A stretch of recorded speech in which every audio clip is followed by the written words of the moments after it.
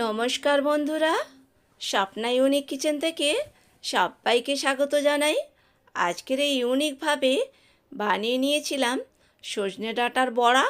আর এই সজনে ডাঁটার বড়া কিভাবে বানিয়েছি সেটা আপনাদের সঙ্গে শেয়ার করব।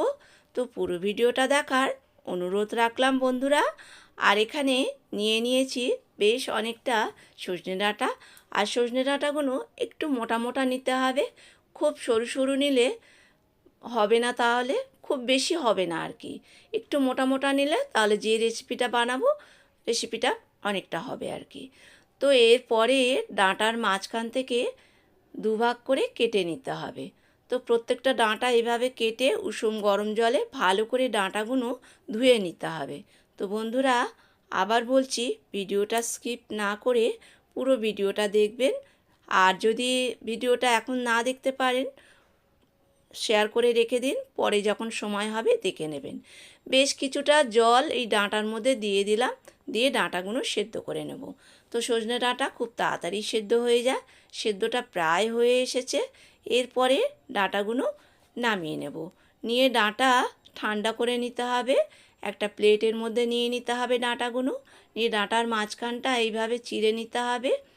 আর এখানে ছুরি দিয়ে ডাঁটার মাঝখানের যে নরম অংশটা এরকম চেঁচে বার করে নিতে হবে। তো প্রত্যেকটা ডাঁটা এইভাবে চেঁচে বার করে নিতে হবে। আর এখন তো বাচ্চারা, অনেক ছোট বাচ্চারা, তারা দেখবেন ডাঁটা চিবিয়ে খেতে পারে না। বা খুব বয়স্ক মানুষ যারা আছে, যাদের ধরুন দাঁত পড়ে গেছে, অনেক বয়স হলে যা হয়, বা অনেকে দাঁত নড়ছে, ডাঁটা চিবাতেই পারে না। আর সজনে ডাঁটাতে ভীষণ ক্যালসিয়াম, অনেকটা প্রোটিন। তো আমরা এই সজনে ডাঁটা বিভিন্ন রকম রেসিপি বানাই। তো একবার এইভাবে আমার মতন করে, ভিডিওটা ভালো যদি লাগে, আমার মতন করে এইভাবে ডাঁটার ভেতরে নরম অংশটা বার করে রেসিপি বানিয়ে খেয়ে দেখবেন, ভীষণ ভালো লাগবে। বয়স্ক মানুষ থেকে বাচ্চারা বা বড়রা, বাড়ির প্রত্যেকটা মানুষের এই রেসিপিটা খেতে কিন্তু ভালো লাগবে। তো সেই জন্য বলবো বন্ধুরা, পুরো ভিডিওটা দেখবেন। যদি সময় না থাকে, ভিডিওটা একটু বড় আছে, তাহলে সেক্ষেত্রে শেয়ার করে রাখুন। যখন সময় হবে ভিডিওটা দেখে নেবেন। নিয়ে বাড়িতে দেখবেন ছোট ছোট বাচ্চাদের জন্য, আমাদের মা আমরা যারা, আমাদের একটু খাটতে হয়। অনেক বন্ধুরা হয়তো ভাবতে পারো যে এতটা খেটে কে বানাবে। সত্যি কথা বলতে কি, বাচ্চাদের জন্য বা বাড়ির বেটা ছেলেরা অনেক পরিশ্রম করে, বা আমরা মেয়েরাও অনেক পরিশ্রম করি। আর এই ক্যালসিয়াম ডাঁটাতে এতটা ক্যালসিয়াম, এই ডাঁটা দিয়ে নানা রকম রেসিপি করে আমরা কিন্তু খেতে পারি। এরপরে বড় একটা আলু নিয়ে নিলাম, গ্রেট করে নিলাম একটা গ্রেটার দিয়ে। তো যারা আলু খাবেন না, আলুটা স্কিপ করতে পারেন। বিশেষ করে যাদের ডায়াবেটিস আছে, তারা তো আলু খেলে ডায়াবেটিস বেড়ে যেতে পারে। তো আলুটা বাদ দিয়ে এখানে বেসন বা মসুর ডাল, ছোলার ডাল বেটে এই সজনে ডাঁটার সঙ্গে মেখে বড়া বানাতে পারেন। এটা খেতেও বেশ সুন্দর হয়। তো আমি এখানে সব রকম বলে দিচ্ছি, আবার সব রকম করেও দেখিয়ে দিচ্ছি। নিয়ে নিলাম কাঁচা লঙ্কা কুচি, পেঁয়াজ কুচি নিয়ে নিলাম আদা কুচি, দিয়ে দিতে হবে এখানে চিলি ফ্লেক্স ছোটো চামচে নিয়ে নিলাম গোলমরিচের গুঁড়ো, ছোটো চামচে নিয়ে নিলাম জিরে গুঁড়ো, ছোটো চামচে নিয়ে নিলাম পাওভাজি মশলা, নিয়ে নিব হলুদ গুঁড়ো, দিয়ে দিতে হবে স্বাদ মতো নুন। সব কিছু মশলা উপকরণ দিয়ে এটা চামচ দিয়ে আলু সজনে ডাঁটা সুন্দর করে মেখে নিতে হবে। তো কেউ চাইলে হাত দিয়েও মেখে নিতে পারো। তো ভালো করে হাত ধুয়ে এটা মেখে নিতে হবে। বাঙালি রান্নায় হাত দিতেই হয়, এখানে চামচ ছুরি দিয়ে কাজ হয় না, এখানে হাত না দিলে এগুলো হয় না। যে কোনো বাঙালি রান্নাতে হাত দিতেই হয়। ছোট্ট এক চামচ দিয়ে দিলাম সাদা তেল। যে রেসিপিটা বানাবো সাদা তেল অল্প দিলাম, তাহলে ভেতর থেকে বেশ সফট হবে। আর এখানে একটা বাটি নিয়ে নিতে হবে ডিম ভেঙে। তো 3টে ডিম এখানে ভেঙে নিলাম।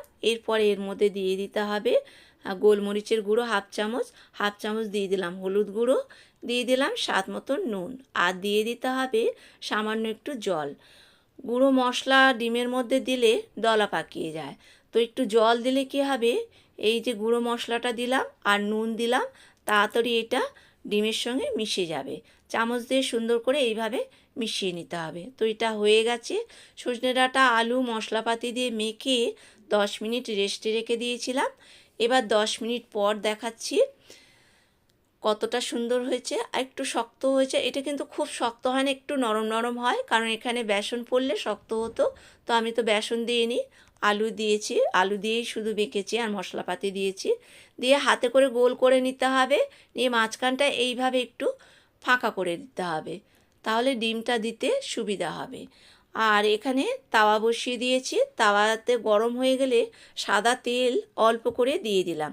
তেলটা অল্প করে দিতে হবে, তার কারণ এতটা কম তেল দিয়ে আমি বানাচ্ছি যাতে সবাই খেতে পারে। যাদের ডায়াবেটিস আছে তেল বেশি চলে না, বা হাই প্রেশার যাদের আছে তাদেরও তেল বেশি চলে না, সেই জন্য কম তেল দিয়ে আমি এটা বানাচ্ছি। এটা দেখুন আপনারা। এরপরে সজনে ডাঁটা আলু মাখাটা দিয়ে দিলাম বড়ার মতন করে, মাঝখানটা ফাঁকা করে ডিম যে গুলে রেখেছিলাম মাঝখানে আমি এই ডিমের গোলাটা দিয়ে দিলাম। এইভাবে আমি 2 চামচ করে দিলাম, যতটা লাগবে দিয়ে দেবে। হাতে করে গোল করতে অসুবিধা হলে প্লেটের মধ্যে নিয়ে নিতে পারেন, নিয়ে এইভাবে গোলটা করে তাওয়ার মধ্যে দিয়ে দেবেন। আর এটা তো খুব নরম, তুলতে গেলে দেখবেন একটু জুড়ে যেতে পারে, যে ফাঁকাটা করে করা আছে, তাহলে চামচ দিয়ে তাওয়ার মধ্যে মাঝখানটা এবার ফাঁকা করে নিয়ে ডিমের গোলাটা দিয়ে দেবেন। আর আঁচটা একদম কমিয়ে এটা বানাতে হবে। আঁচ বাড়িয়ে বানালে কী হবে, ভেতর থেকে কাঁচা থাকবে, ওপর থেকে পুড়ে যাবে, রেসিপিটা খেতে একদম ভালো হবে না। তো এটা আঁচ কমিয়ে বেশ কিছুক্ষণ ধরে বানাতে হবে। এবার দেখুন ওপর থেকে বেশ শুকিয়ে শুকিয়ে এসছে আমি যে ডিমটা দিয়েছিলাম। এরপরে এখানে আস্তে আস্তে উল্টে দিতে হবে, এটা কিন্তু খুব নরম, তো আস্তে আস্তে উল্টাতে হবে। তবে ভাজা হয়ে যাওয়ার পরে এটা কিন্তু শক্ত হয়ে যাবে, যেহেতু মাঝখানে ডিম পড়েছে এটা শক্তও হবে। তাহলে এখানে কি হলো, কম তেলে হেলদি প্রোটিন খাবার, ডিমও হাই প্রোটিন, আর এখানে সজনে ডাঁটাও হাই প্রোটিন। তো ভাজাটা আমার প্রায় হয়ে এসেছে, এরপরে নামিয়ে ফেলবো। আর যাদের ডায়াবেটিস আছে বা হাই প্রেশার আছে তাদের বলবো ডিমের যে কুসুমটা দেওয়া হয়েছে কুসুমটা দেবেন না, ডিমের সাদা অংশটা নিয়ে নেবেন, কারণ ডিমের কুসুম খেলে প্রেশারও বেড়ে যেতে পারে বা সুগারও বেড়ে যেতে পারে। আর দেখুন বড়টা দেখতে কতটা লোভনীয় হয়েছে, বড়াটা এত সুন্দর হয়েছে, ভাতের সঙ্গে খেতে অপূর্ব লাগবে, বা এটা টমেটো সস দিয়েও খেতে বেশ ভালো হয়েছিল। আর বন্ধুরা ভিডিওটা যদি ভালো লাগে লাইক কমেন্ট শেয়ার করার অনুরোধ রাখলাম। নতুন কোনো বন্ধু হয়ে থাকলে ইউটিউব চ্যানেলটা সাবস্ক্রাইব করে নেওয়ার অনুরোধ রাখলাম। একবার হলো আমার মতন এইভাবে বানিয়ে